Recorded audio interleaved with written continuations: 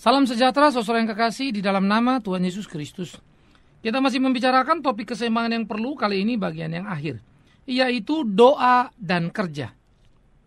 Keseimbangan selalu harus menjadi mimpi yang dijaga dalam hidup kita supaya sungguh-sungguh kita terus hidup produktif dan maksimal dalam hidup kita, bertanggung jawab dan bisa dipertanggungjawabkan. Nah, kali ini kita akan membicarakan doa dan kerja. 2 Tesalonika pasal yang ketiga, 2 Tesalonika pasal 3, kita akan membaca ayat 1 sampai ayat 10. Demikian firman Tuhan. Selanjutnya saudara-saudara berdoalah untuk kami supaya firman Tuhan beroleh kemajuan dan dimuliakan sama seperti yang telah terjadi di antara kamu. Dan supaya kami terlepas dari para pengacau dan orang-orang jahat, sebab bukan semua orang beroleh iman. Tetapi Tuhan adalah setia. Ia akan menguatkan hatimu dan memelihara kamu terhadap yang jahat. Dan kami percaya dalam Tuhan bahwa apa yang kami pesankan kepadamu, kamu lakukan dan akan kamu lakukan. Kiranya Tuhan tetap menunjukkan hatimu kepada kasih Allah dan kepada ketabahan Kristus. Tetapi kami berpesan kepadamu saudara-saudara dalam nama Tuhan Yesus Kristus, supaya kamu menjauhkan diri dari setiap saudara yang tidak menuruti ajaran yang telah kamu terima dari kami. Sebab kamu sendiri tahu bagaimana kamu harus mengikuti teladan kami, karena kami tidak lalai bekerja di antara kamu, dan tidak makan roti orang dengan percuma. Tapi kami berusaha dan berjerih payah siang malam, supaya jangan menjadi beban bagi siapapun di antara kamu. Bukan karena kami tidak berhak untuk itu, melainkan karena kami mau menjadikan diri kami teladan bagi kamu, supaya kamu ikuti. Sebab juga, waktu kami berada di antara kamu, kami memberi peringatan ini kepada kamu. Jika seorang tidak mau bekerja, janganlah ia makan. Saudara, menarik sekali bagian ini untuk kita baca sama-sama. Bagaimana Paulus menggambarkan sebuah kerinduan kepada jemaat di Tesalonika, supaya terus-menerus berdoa bagi dia untuk pelayanan yang sedang dikerjakannya. Supaya pelayanan yang sedang dikerjakan oleh Paulus, di mana Paulus mengatakan berdoa untuk kami, yaitu Paulus dan teman-teman dan rekan-rekan yang sedang menggarap pelayanan, supaya terus didoakan oleh jemaat Tesalonika. Tetapi kemudian dia mengingatkan kepada orang-orang di Tesalonika supaya jangan sampai terjebak hanya kepada libatan-libatan di mana mereka lipat tangan dan berdoa, tetapi mengabaikan tugas dan tanggung jawab kerja. Nah, disinilah keseimbangan doa dan kerja menjadi penting untuk kita pikirkan bersama-sama. Saudara, yang pertama mari kita lihat, doa adalah merupakan sebuah relasi antara kita dan Tuhan. Doa itu menjadi penting di mana kita mendoakan orang yang melayani, mendoakan para hamba-hamba Tuhan, mendoakan gereja Tuhan, mendoakan saudara-saudara seiman, khususnya mendoakan saudara-saudara yang belum percaya kepada Tuhan supaya boleh percaya pada Tuhan. Berdoa itu baik sekali, bukan? Harus. Berdoa menjadi ekspresi keberimanan kita kepada Tuhan karena kita percaya Tuhan mendengar doa dan bisa melakukan apa yang perlu menurut kehendak Tuhan. Sehingga Tuhan dengan segala kuasanya akan mengerjakan banyak hal yang melampaui akal pikiran dan kekuatan kita. Doa tentu saja sangat penting, saudara.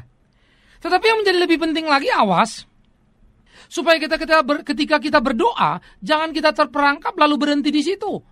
Lalu kita taunya doa saja. Kerjanya apa? Pendoa. Lo yang lain, dia tidak kerjai, khusus doa saja. Loh. Alkitab tidak ajar kita begitu loh, saudara. Ya, awas, jangan terperangkap. Saya kira banyak tren yang membuat kita menjadi salah. Ya, membawa istilah-istilah yang sebenarnya tidak ditemukan di Alkitab. Pendoa, semua orang Kristen harus berdoa. Pendoa lalu tidak bekerja, itu masalah luar biasa itu. Perlu dipikirkan sama-sama. Harus hati-hati juga. Nah, oleh karena itu dikatakan oleh Alkitab, jangan terjebak. Nah, itu sebab Paulus kemudian menjadikan dirinya contoh. Kamu lihat bagaimana kami melakukan tugas-tugas pelayanan kami. Kami berjerih payah untuk pemberitaan Injil. Karena memang panggilan Paulus adalah rasul. Maka pekerjaan Paulus adalah bagaimana memberitakan Injil. Dan Paulus berkata, bahkan dia berjerih payah, berlelah, supaya tidak membebani orang-orang yang kesulitan dan kesusahan. Dia berjerih payah supaya mencukupi apa yang dibutuhkan dalam pelayanan. Ini sangat menarik. Dan bagi saya sangat terobsesi dengan Paulus. Ini sangat luar biasa. Sehingga semangat kerja dan pengabdian Paulus itu begitu hebatnya. maka kita bisa melihat bagaimana doa mewarnai seluruh pekerjaan pelayanan Paulus. Sehingga pekerjaan pelayanan Paulus itu mulus, bukan saja dalam pemberitaan, tetapi tidak menjadi beban bagi banyak orang. Ini penting. Banyak sekali pemberitaan-pemberitaan yang menimbulkan pembebanan. Ini sama sekali tidak menyenangkan. Nah, ini saya kira harus hati-hati. Jadi, doa itu harus. Semua orang kita harus berdoa, jangan salah paham. Tapi jangan bersembunyi di balik kegiatan doa. Lalu menyebut tugas saudara yaitu doa itu saja. Dan saudara tidak berinteraksi dengan dunia nyata. Ya. Tetapi yang kedua, bekerja. Bekerja itu memang menjadi juga penting. Itu adalah merupakan tanggung jawab kita dan diri kita. Bagaimana kita mau makan kalau kita tidak kerja? Bagaimana kemudian kita mau berkeluarga? Ya, bagi yang belum nikah mau nikah atau mau punya rumah, punya kendaraan yang dibutuhkan untuk kehidupan kalau tidak kerja. Maka kita harus bekerja. Dengan bekerja kita berkeringat dan mendapatkan upah. Dengan upah kita menghidupi diri kita. Dengan upah kita melayani Tuhan kita. Kan gitu saudara ya. Nah, jadi bekerja adalah saya dan diri saya di mana saya mengekspresikan kemampuan saya untuk bekerja. Karena memang kita diciptakan sebagai makhluk-makhluk pekerja. Lihat saja kitab Kejadian. Ketika Tuhan menaruh manusia itu di dalam Taman Eden, Kejadian pasal 2 ayat 15 apa Tuhan katakan? Maka Tuhan mengatakan kalimat ini. Yaitu apa? Yaitu usahakanlah taman ini, kelolalah. Ya. Jadi artinya kelolalah, tata layanilah taman ini. Aturlah taman ini. Managelah taman ini. Itu bahasa populernya masa kini. Artinya saudara, mereka ditaruh di Taman Eden untuk berkarya dalam kerja. Sehingga dengan kerja mereka menghasilkan karya, yaitu mengelola, mengatur supaya ada keseimbangan di Taman Eden. Di situ mereka mendapatkan kehidupan. Di situ mereka dicukupkan. Kan begitu. Nah, jadi doa adalah satu relasi yang kita atur antara kita dan Tuhan kita. Dan dari relasi berdoa kepada Tuhan, itu diatur pada Kejadian pasal 2 ayat 1 dan 3. Kuduskanlah hari Sabat, kan gitu. Tetapi kemudian kita akan bekerja. Bekerja dengan dasar, bekerja dengan kekuatan dalam hubungan kita dengan Tuhan. Nah, jadi keseimbangan doa dan kerja harus dilihat dengan baik-baik. Maka doa dan kerja adalah sebuah karya nyata dalam hidup orang percaya. Jadi pertama tadi doa adalah hubungan kita dengan Tuhan. Tetapi jangan lupa, bekerja adalah hubungan kita dengan diri kita sendiri dalam konteks tanggung jawab. Maka doa dan kerja adalah karya nyata. Di mana kita mengenal Tuhan kita dan Tuhan memberkati kita. Memberikan kita kemampuan. Dan dengan berkat Tuhan, dengan kemampuan yang Tuhan berikan, kita bekerja, berkarya di dalam hidup ini. Mengelola Taman Eden. Mengelola hidup kita masa kini. Sehingga kita berpacu di tengah-tengah kehidupan masa kini. Berpacu dengan orang-orang yang bekerja. Nah, kalau orang kafir dia kerja tanpa Tuhan. Atau katakanlah orang-orang yang tidak mengenal Tuhan itu bekerja, tidak melibatkan Tuhan di dalamnya. Itu menjadi perbedaan bagi orang percaya. Orang percaya harus bekerja berdasarkan anugerah yang Tuhan berikan pada dia. Berdasarkan berkat yang Tuhan berikan pada dia. Sehingga doa dan kerja menjadi sebuah karya nyata yang muncul. Nah, karena keseimbangan di dalam doa dan kerja membuat orang Kristen itu kerja nggak sembarang. Dia nggak mau korupsi. Kenapa? Lawang dia kerja berdasarkan anugerah Tuhan. Masa iya Tuhan menganugerahkan kemampuan untuk seseorang korupsi? Pikirkan kalimat itu. Enggak kan? Jadi, kalau orang hanya kerja melulu tanpa doa, dia akan kerja untuk mencari untung bagi dirinya. Dia akan mencari kenikmatan melulu bagi dirinya. Maka angka-angka menjadi ukuran pertama dan utama dalam seluruh usaha kerjanya. Tidak peduli pada nilai-nilai yang harus diperhatikannya. Ya tabrak semua itu. Kerja itu membuat dia menjadi sangat materialistis. Karena materi memang jadi ukurannya. Tetapi sebaliknya kalau orang hanya berdoa tok, dia tidak akan pernah bekerja dan tidak akan berkarya dan tidak akan pernah bagus posisinya. Dia cenderung menyembunyikan diri dalam hari-hari doa. Dia lari dari kenyataan dan tanggung jawab. Tidak baik bukan? Doa saja tidak baik, kerja saja tidak baik. Itu sebab ora et labora, bahasa populer dalam bahasa Latinnya. Berdoa dan bekerja itu menjadi tuntutan kepada kita. Ya. Sehingga saudara, labora atau labor atau kemudian jadi laboratorium, tempat usaha, tempat kita bekerja, tempat kita berkarya, begitu kan? Itu menjadi penting. Sebagai ekspresi dari doa yang kita naikkan kepada Tuhan. Ingat, karena kita sudah berdoa pada Tuhan, Tuhan memberikan kita kemampuan. untuk berkarya, untuk bekerja. Dan dengan bekerja kita ingat akan doa, maka kita tidak korupsi. Dengan berdoa membuat kita menjadi rajin dan bersaksi. Ya, dengan berdoa dan kemudian kita bekerja, membuat kita bertanggung jawab pada seluruh kerja-kerja kita. Sehingga itu akan melahirkan karya-karya nyata yang luar biasa. Karya-karya nyata yang mengagumkan dalam kehidupan ini. Nah itu penting saudara. Jadi doa dan kerja ya jangan dipisah lah. Kan begitu. Nah itu sebab kalau orang Kristen bekerja tetap juga korupsi, bekerja tetap juga melakukan hal-hal yang tidak jujur. Maaf saja. Kerjamu sudah menunjukkan kau orang berdoa apa tidak. Jadi jangan bilang, saya berdoa kok tiap kali Pak. Ya silakan saja. Toh doa itu juga sebagai ritual kan ya. Bukan menyangkut spiritual.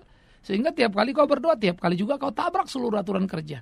Tiap kali kau berdoa, tiap kali kau menumpuk harta dengan korupsi dan cara tidak jujur. Tiap kali kau bilang kau berdoa, tapi kau menipu di dalam kehidupanmu, memanipulasi fakta-fakta untuk keuntungan diri sendiri. Itu sungguh-sungguh tidak baik. Itu sungguh-sungguh memalukan. Maka tindakan kerja tadi itu sudah menunjukkan betapa kita tidak berkarya nyata di tengah kehidupan kita. Tindakan-tindakan seperti itu sudah menunjukkan betapa sebetulnya kita tidak melakukan karya yang utuh, yang Tuhan kehendaki, yang seharusnya kita kerjakan menjadi semangat kita. Nah itu harus dipikirkan saudara. Oleh karena itulah dalam kehidupan di tengah-tengah pertarungan zaman ini, kita harus bekerja seperti apa yang dikehendaki oleh Tuhan kita.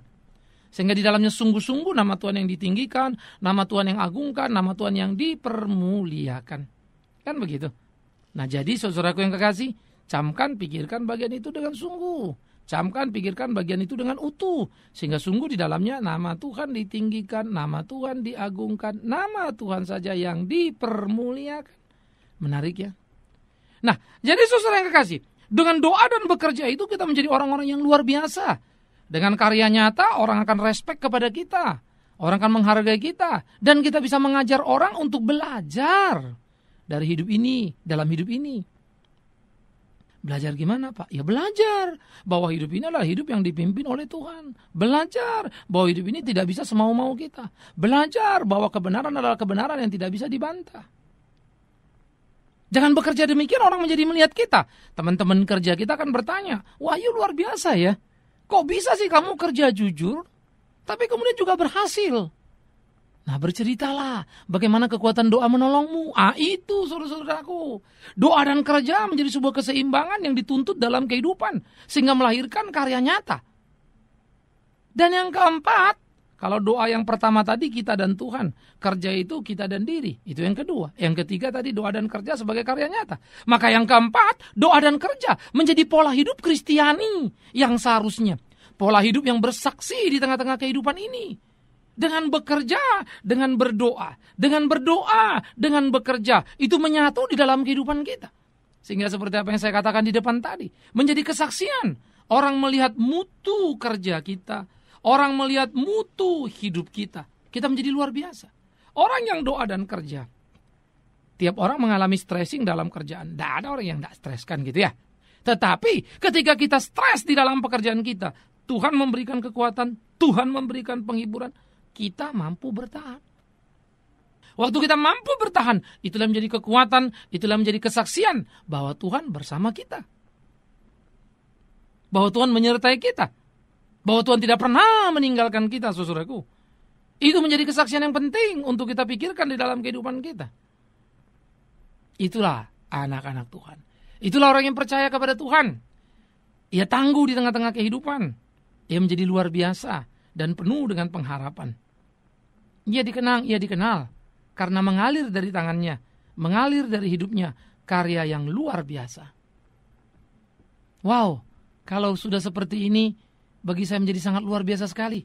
Betapa indahnya kehidupan setiap orang percaya, karena mereka boleh menjadi saksi yang memuliakan nama Tuhannya. Betapa indahnya kehidupan setiap orang percaya, karena mereka menjadi luar biasa. Mereka tak sekedar pulang membawa uang, tapi kesaksian. Mereka tak sekedar membangun karya dalam kehidupan, berhasil dalam pekerjaan, tetapi juga dalam kerohanian. Nah sebelumnya kita sudah bicara jasmani dan rohani. Nah karena itulah bekerja di tengah-tengah kehidupan menjadi tuntutan sangat serius. Kalau jasmani rohani orang cenderung terjebak pada jasmani. Kalau doa kerja orang bisa cenderung terjebak pada doa dari sudut Kristiani begitu ya, sebagai sebuah activity. Nah itu bahaya. Karena itu orang Kristen harus menjadi pekerja-pekerja tangguh. Barat itu suka mengatakan begini, time is money, kan begitu ya. Pikiran Barat waktu mengatakan time is money itu bukan sekedar pikiran Barat karena Barat itu Barat. Tapi itu adalah pikiran yang lahir sebetulnya dari kekristenan. Di mana waktu memang merupakan sebuah tanggung jawab yang harus kita pertanggungjawabkan kepada Tuhan. Ada terlalu banyak kisah dalam Alkitab. Pengkhotbah saja mengatakan kan ya, ada waktu lahir, ada waktu mati. Belum lagi kita melihat ada waktu di dalam Alkitab. Tentang talenta misalnya. Orang yang diberi 5 talenta, 2 talenta, 1 talenta. Tuannya pergi. Lalu datanglah waktunya. Mereka harus mempertanggungjawabkan. Yang bisa mempertanggungjawabkan, selamatlah dia. Yang tidak bisa, dihukumlah dia. Time is money bukan? Tetapi tentu tidak berhentinya pada time is money. Time is process. Time is responsibility to God. Maka dalam waktulah kita bekerja, dalam waktulah kita berkarya. Tetapi dalam waktu kita bekerja, dalam waktu kita berkarya, dalam waktu itu pula kita harus berdoa. Supaya Tuhan meneguhkan, menguatkan kita, menolong, memaksimalkan kita dalam berkarya. Sehingga pola hidup itu sangat luar biasa. Jadi orang Kristen bukan sekedar orang yang pergi ke gereja dan lipat tangan berdoa. Tapi orang Kristen juga di tokoh penting dalam kehidupan sehari-hari dong. Orang Kristen menjadi pemimpin-pemimpin di setiap sudut, di setiap segi, lapis hidup ini. Sehingga orang Kristen mampu berkarya, saudara. Itu perlu sekali, itu penting sekali. Nah ini yang harus kita lakukan dalam kehidupan kita. Saya percaya itu akan memberikan sebuah kontribusi yang utuh. Sehingga dengan demikian kita sungguh-sungguh bisa melakukan hal yang menyenangkan hati Tuhan. Dan itu akan membawa kita pada gegap gempita kemenangan. Di mana Tuhan ditinggikan, bukan kita kan. Jadi doa dan kerja itu menjadi semangat yang harus dipacu dan dipicu dalam hidup kita. Itu sama juga misalnya dengan seorang hamba Tuhan. Hamba Tuhan berdoa, puji Tuhan, puasa, puji Tuhan, tapi kerja dong. Kerja seorang hamba Tuhan apa? Dia mesti belajar terus-menerus untuk mendalami, menggali Alkitab. Supaya jangan jadi cupet pikirannya. Dan kalau dia belajar bukan hanya Alkitab, dia mesti tahu kehidupan sehari-hari, apa yang sedang terjadi. Bagaimana realita politik, bagaimana realita sosial, sedang kemana kehidupan sebuah bangsa, mau kemana perjalanan atau apa yang mempengaruhi gereja. Dia belajar, dia mengerti, dia bisa menjelaskan. Itu bagian dari pekerjaan dia. Seorang hamba Tuhan juga bekerja untuk memikirkan berbagai kemungkinan sebuah gerakan-pergerakan yang bisa membuat posisi gereja lebih dan lebih dan lebih dan lebih baik lagi. Kan begitu. Sehingga dengan demikian semua orang diajak untuk bertarung dan berkarya di dalam kehidupan.